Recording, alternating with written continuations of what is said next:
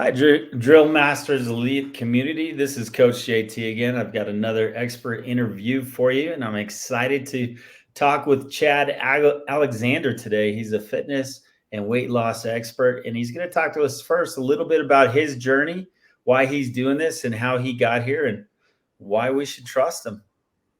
Go Okay, ahead. thanks so much. Thanks so much for having me here, Jason, and excited to meet everyone. Yeah, I did quite a bit of coaching sports in my day too, so I get it. That's super cool. Perfect. Yeah, so my passion's helping people who are on a mission to permanently lose 30 to 60 pounds in 3 to 6 months. And I'm talking to you here from Bali. Took a little break from the Saskatchewan cold winter. So yeah, thanks again for having me here. Oh, you bet. Yeah, so a little bit of my background. Teaching high school for 12 years, coaching sports after school. Life is really busy. And, one thing that I really respect about people doing what they're doing in this community is, from what I gather, Jason, these are people on a mission to really be there for their children and be there for the youth. You talked a little bit about how we need leaders. We really need leaders in this world. I really saw that as a high school teacher, seeing students who had parental support like that, and students who did not, and just really respect what you're doing. I think it truly changes kids' lives. So amazing. But anyways, a little bit of my background. I struggled with my weight most of my life. Between 2005 and 2019, I lost and regained like 30 to 80 pounds, like 8 times. And I would be doing like exercise plans, nutrition plans, do them for a while, but then kind of fall off track. And so how I kind of got into the coaching journey was when I was teaching high school in my first couple of years. A lot of students were coming to me for like life problems. I think sometimes we forget how, as adults, how intense high school is, if say an adult gets something posted about them on social media that's kind of ugly, or hears about some gossip behind their back or some kind of friend issue, like that bothers all of us, right? I don't think that ever goes away.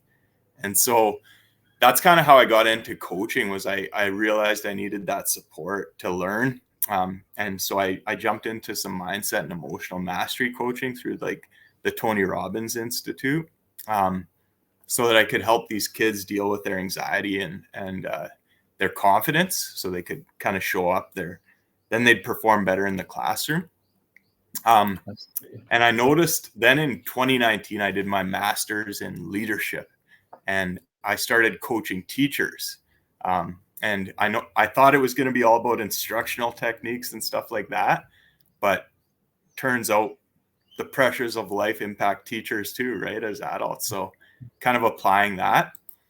The part that kind of bugged me, though, if I'm being honest, is I wasn't leading myself. I was doing a great job at showing up for the students and encouraging them. I was doing a great job at doing my best for my colleagues and really being there for them. I wasn't leading myself, and that's when I was obese too. That was my worst, actually. It was around 2019. I put on 80 pounds in a year. Just letting all that stress build up. The funny thing is, though, I was actually exercising a lot. Like, I was walking an hour a day. I was hitting the gym 3 times a week. I was even trying to follow a nutrition plan, but it was the destructive emotional habits, binge eating, things like that, that were really impacting me. So that really bothered me, because I know you talked about this too, but as leaders, we want to, only what we say is only part of what our youth gather from us, right? How we show up in our lives is what really matters. So that's kind of where I decided, enough. It's time to coach myself, lead myself too, my actions, my emotions, my behaviors with how I'm eating, and really kind of distill it down, because I was so busy. I didn't have time. When I lost the 90 pounds, I wasn't even going to the gym. It was mostly, yes, I was doing the strength training and the nutrition, but it was tackling those areas that were getting me to fall off track before, and kind of building those accountability structures, deciding to lead my life kind of like, you'd lead an organization with the habits, routines, the principles, the vision, all those things that are required of good leadership. Just like you lead a baseball team, you want to have a vision. You're going to have to inspire people, start these routines, these habits, these principles, right? To really help people show up as their best on and off the field, right? Yeah, absolutely.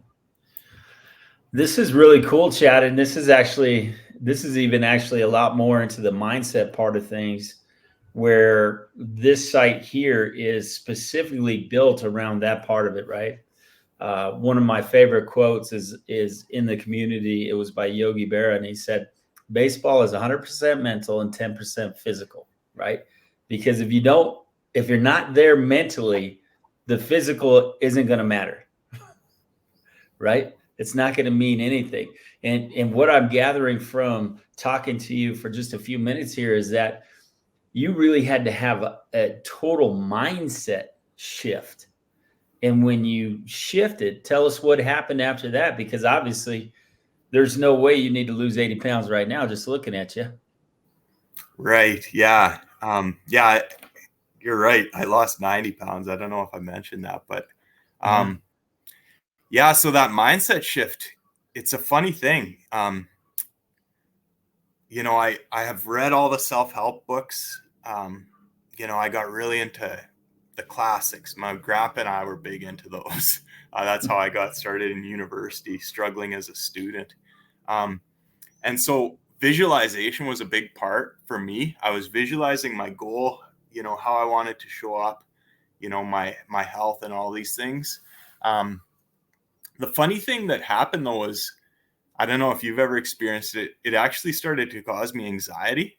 And it was a little bit of perfectionism creeping in, because I had this perfect vision of how I needed to look, and basically the perfect human was my vision, right? And that was actually not helpful by itself. I also needed, like sports psychology, we hear about this. That's kind of the outcome vision that is really helpful. But we need to pair that with like very specific, measurable SMART goals too, and kind of visualizing how we show up every single day. And that was the part that I needed. I needed to challenge some limiting beliefs. So one of the things that I did is, man, I'm telling you, I was stressed. So I would overeat. I would binge eat every weekend. It was like this cycle. And with teacher holidays, I truly believed I was out of control with food. So that belief had to go. Talking about mindset. So what I did was I did some visualizing.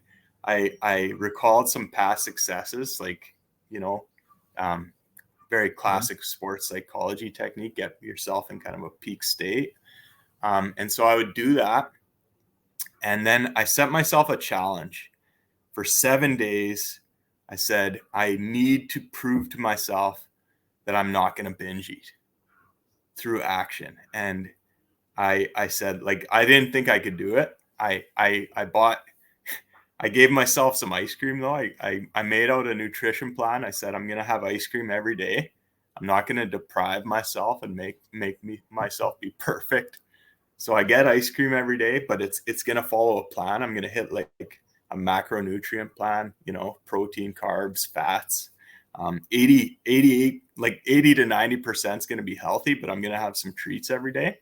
And then I went full on and I said, whatever is going to come up, I pre-planned, like, what are these temptations and cravings going to be? And I actually like developed some mindset tools that would help me in those moments. One of them I call like the kill switch, just a visualization technique that I use to kind of remind me of my vision and how I wanted to show up.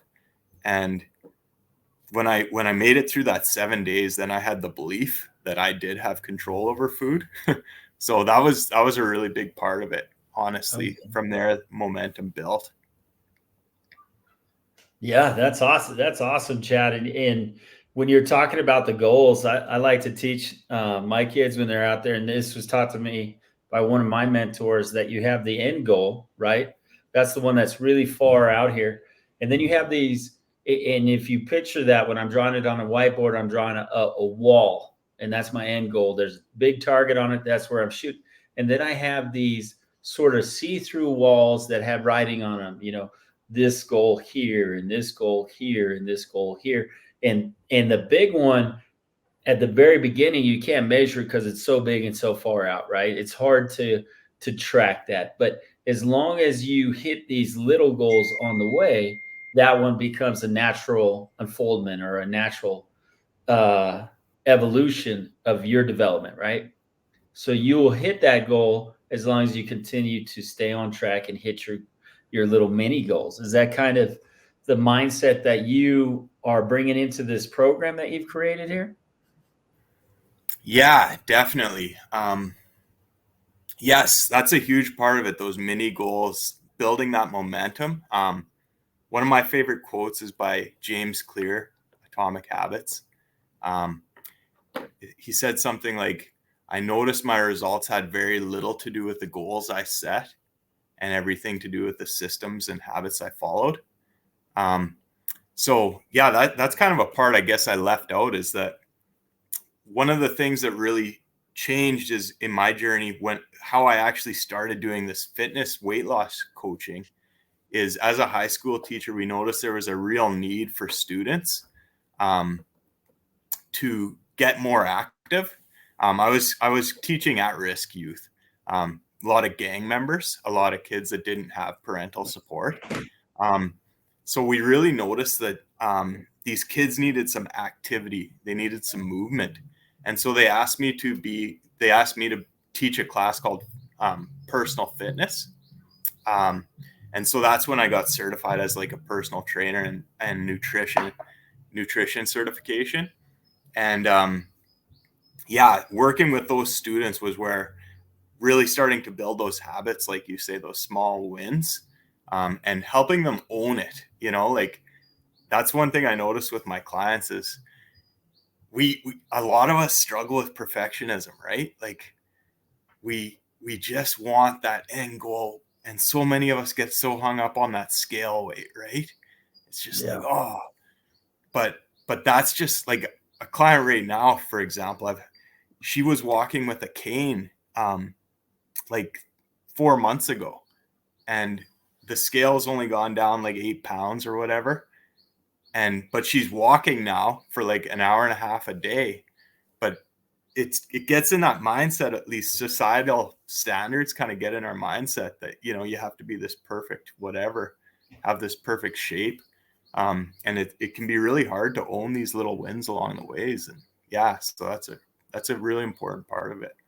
That's interesting. That's such a valuable lesson that I like to teach the kids too, is when we go out here as a team, we're spending the entire off season working together, figuring out how we work together, figuring out who's playing what position, what their roles are, where they excel, where they need to work on. And when we go out there each game, it's not about being perfect and batting 1,000. It's not about making every throw, fielding every ball, hitting every ball over the fence, right? It's about getting a little better, seeing a few more pitches, fielding a few more ground balls, catching a few more fly balls, making a few more good decisions every single time you go on the field. And at the end of the season, you look back and you don't even know who you are, right? Yeah. And that's the journey, because it's these little tiny steps. And I'll tell you, I'm guilty as charged. I've been on the yo-yo diets. What have I done? I've done keto, called a SIA. I've done, oh my God, I probably shouldn't even be saying all these names, but a bunch of different ones where I drop a bunch of weight and then I put it back on. I drop a bunch of weight and I put it back on. And I drop it. bunch of weight. In the most recent one I did, I lost almost 70 pounds, and it was all about the changing your mental attitude and preparation and having a plan, which I believe you hit on. There's a plan, and you say, okay, here's my plan, and I'm going to stick to it. And every day you do these things and you track it. And this is where you start to win, because you're tracking each and every little win, and you're grateful and you're thankful for each of those instead of just skipping over them. And it ends up being successful because you have those steps and those wins along the way. If the only win is winning at the end of the game, it could be a tough life when you lose a game, right? It could be soul crushing. Absolutely. Yeah, and I love that you brought up failure, because I think that's such an important message. Yes, it's important to celebrate our small wins, but I'm thinking that Michael Jordan quote, like he missed the game-winning shot more than anyone else. Like, it's how we deal with failure, and that's the part you nailed it there. I think with, like, we're not very good at handling failure. Our society still wants us to look perfect. We want to be perfect ourselves. If we're measuring ourselves based, comparing ourselves to someone else or some idealized version of ourselves, we're failing every day, and that hurts, and it's not fun. But that's where we get better too. I always make the comparison to, muscle fiber. If you want to get stronger, your goal is to fail. Your goal is to push your muscles strategically to fail, so that they grow back stronger. Like, our bodies know this. Our minds know this. At work, we show up, we take the risks, we take the challenges, we grow, we fail, we make mistakes, we get better. But yeah, quite often with weight loss, we don't learn that lesson. And that's the part, like, picking ourselves up every time, having sort of adaptive plans for when, you miss a workout, you maybe miss a meal or whatever, you screw something up, to be able to pick ourselves up and just stay right on track with still showing up to baseball practice, even if you had a bad game, whatever. Yeah. Yeah, no, I love it. I actually recently was out on the field instructing some outfielders, and the challenge that the coach was having was that they weren't diving for balls. And in girls softball, for some reason, they don't like to dive. In baseball, 90% of those dudes would rather dive after a ball than anything else, right? If they come up with road rash and hurt and whatever, they love it. But girls are like, no, I don't want to dive. And so I'm out there with them, and I said, okay, the outfield grass is your no-fly zone. So now you're in the military, right? If somebody comes in the no-fly zone, you shoot them down. So no matter where it is in the no-fly zone, you go attack it. You get the ball. I don't care where it is. And when we're in practice, those first couple of practices, they're coming at the ball, they're getting a little more aggressive. But I said, this isn't going to cut it. It can't hit the grass. The ball can't hit the grass at all costs.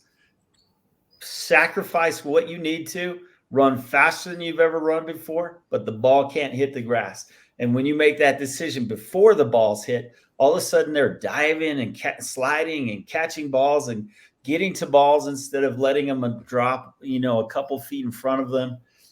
And it's all about the mental attitude or the change in how you're looking at it. No, it's not an option, or I'm not trying to play it safe and protect the ball from getting past me. No, it can't touch the ground. So I have to go for it. Right. I love And that, man. Yeah. oh yeah, it's exciting. And stuff like that is a game changer. And I think that's really why I had you on here today, because your program was much different. When you sent me your ebook and everything, and I was reading through that, I'm like, this is a different mentality than a lot of what I've seen out there. Right. And if I can just comment on what you're saying, I love that example of chasing and diving for a ball. what I'm hearing is you're really challenging them to push their comfort zone. We get stuck up here. We think we have all the answers. We know what to do, but it's putting it into action. And sometimes we do need that challenge, that coach, like you're saying, to actually describe, like, no, it's not going to touch the grass. Like, you're going to throw your body to actually catch it, and to kind of conceptualize that and be like, what? I'm going to do that? And then for them to go do that and have that experience and be like, cool. Like, I didn't know that I could do that. But like those little kind of going back to the wins, but also the comfort zone, right? Like, we do need to keep pushing our comfort zone. That's been a part of, I'm always challenging my clients to do that. One client was getting so hung up on the scale that I said, we're not checking the scale. Like I literally contacted her daughter. I was like, you gotta go to her house and take the scale, because she's getting too locked in having to check that for her progress. So pushing That's that beautiful. comfort zone is a big part. I love it. And we're just about wrapped up here, Chad, but I wanted to tell you, one of the girls in particular was having trouble with that. And we were in another practice, and she had let a ball land in front of her. And I said, well, why did you let that ball land? And she said, well, I didn't think I could get to it. I'm like, well, how did you know if you could get to it? And she's like, I don't know. And I'm like, I know you could have got that ball, right? And I'm looking at it as your coach. I know what you're capable of. Mm. What I want to tell you is, in practice, when that ball is there, you have to go for it. If you think you can, or if you think you can't, it doesn't matter. Go for the ball, and you'll discover you can more often than you can't. Right? So just go for it. And now, as we're wrapping this up, Chad, why don't you tell these guys a little bit about your program, and more importantly, how you would like them to reach out to you to learn more. Right. Would it work if I put my contact information kind of in a comment below this video? Yeah, absolutely. Okay, maybe I'll do that. But yeah, if anyone wants to, like, I'll put my contact information below the video. And if you have any questions or anything in here, Jason was explaining to me that you can ask questions or anything in the comments. I'll be here to answer them too. And if you do want some help, if you're stuck like I've been, one thing Jason just picked up, another gem of a piece of wisdom that I forgot, is how important it can be to just have that person to say, I know what you're capable of. Like you said to that, to your player, that those words can really go a long ways coming from someone that's been through the struggle. And so if anyone wants to sort of set up a session with me, just kind of look at get some clarity on the goals, some clarity on the why behind it, get some clarity on like what have been the hangups or anything like that.